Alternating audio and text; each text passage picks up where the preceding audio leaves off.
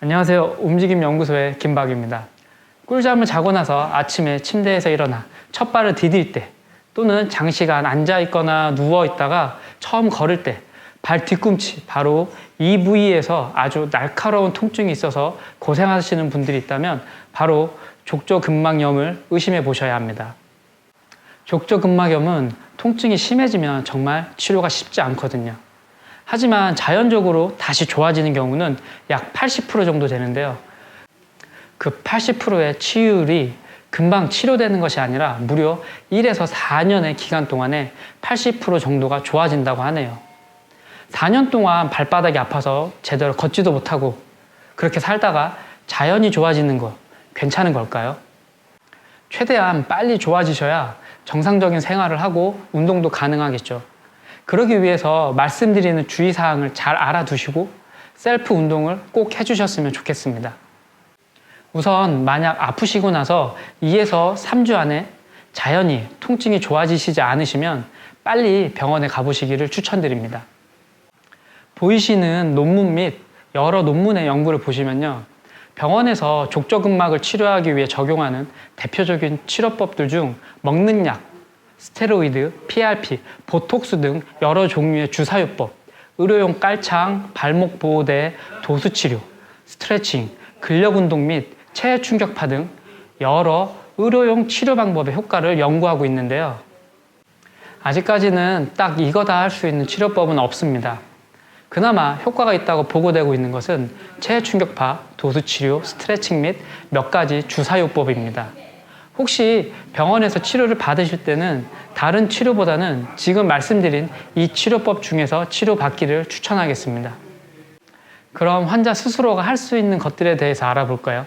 크게 두 가지를 말씀드릴 텐데요. 첫 번째는 족저근막염을 유발하는 요인을 알아보고요. 두 번째는 그에 따른 셀프 치료법을 확인해 볼 겁니다. 그림에 보시는 것처럼 족저근막염을 많이 유발하는 요인들은 세 가지로 나눌 수 있는데요. 아킬레스건과 발 근육의 짧아짐, 심한 발목의 안쪽 꺾임, 과하게 높은 발바닥 아치, 발 길이의 불균형과 같은 발목부터 하지의 체형의 병적 변화와 같이 근육이나 체형의 문제가 첫 번째 요소고요.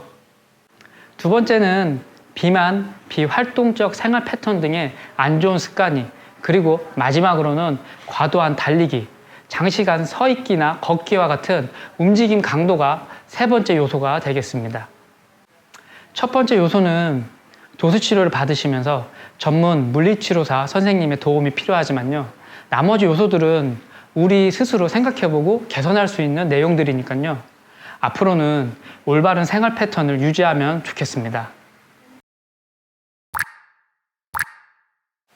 그럼 이제 셀프 치료법에 대해서 알아볼게요. 첫 번째로 가장 많이 알려진 전통적인 스트레칭 방법인데요. 칼프 스트레칭이라고 불리우는 종아리 스트레칭입니다. 우선 벽을 보고 바르게 서세요. 스트레칭 할 발을 뒤꿈치를 들고 뒤로 자연스럽게 뻗어주시고요. 허리를 곧게 편 상태에서 보시는 것처럼 자세를 취합니다. 이 상태에서 몸통이 휘어지지 않게 하고 두 손으로 벽을 지그시 밀면서 뒤꿈치를 바닥에 닿도록 합니다. 그러면 비복근과 가자미근이라고 불리우는 이 종아리 근육들이 늘어나는 느낌이 드시는데요.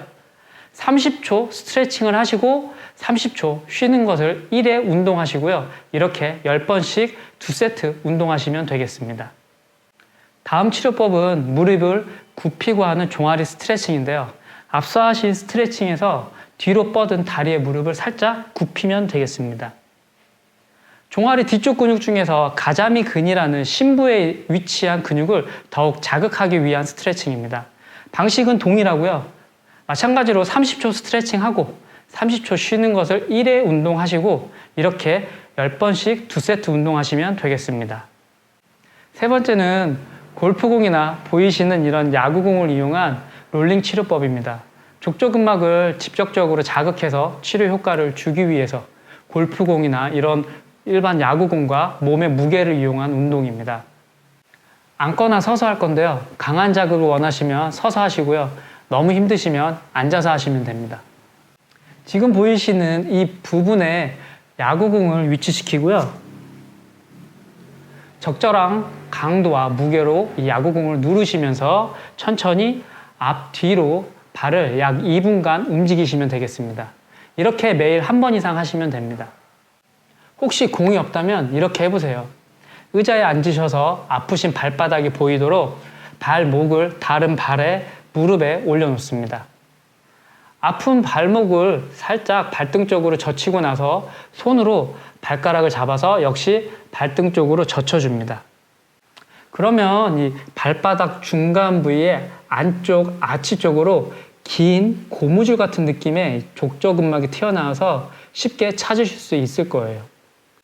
반대편 손으로 이 튀어나온 족저근막을 적절한 정도로 누르면서 발목과 발가락을 발등 쪽으로 잡아당기시면 아주 좋은 족저근막염 셀프 치료법이 됩니다.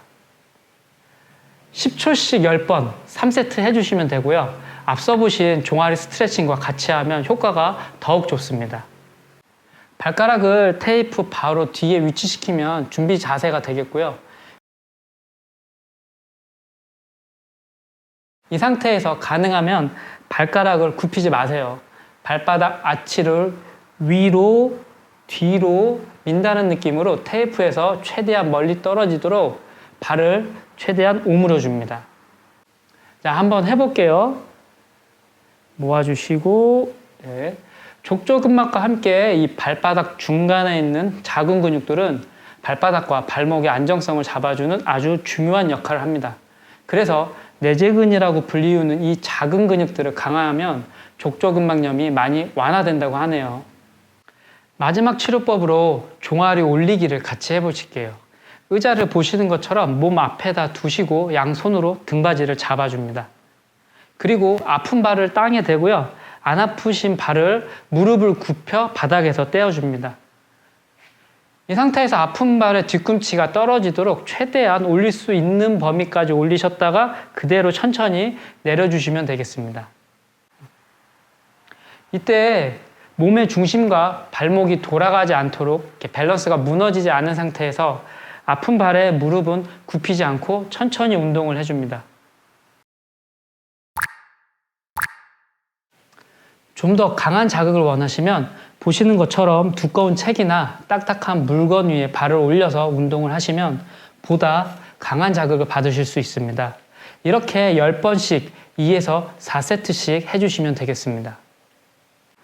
체중을 지지하거나 움직임이 시작될 때 뒤꿈치가 아픈 족저근막염은 정말 징그럽게 치료가 잘 안 되는 질환입니다. 또한 너무 아파서 정형외과에 가셔도 딱히 치료 효과가 눈에 띄게 느껴지는 치료 방법도 아직 없습니다. 제일 좋은 것은 최대한 안 아프실 수 있도록 체중 관리, 하체 체형 관리 및 몸에 좋은 습관을 가지도록 노력하시는 것이고요. 혹시 족저근막염이 있으신 분들은 꼭 오늘 보신 치료법들을 꾸준히 따라해 보세요. 여러 연구 논문에서 효과가 검증된 치료법들입니다. 여러분의 뒤꿈치의 통증에 긍정적인 변화가 있길 기원합니다. 지금까지 항상 여러분의 움직임 건강을 생각하는 움직임연구소의 김박이었습니다.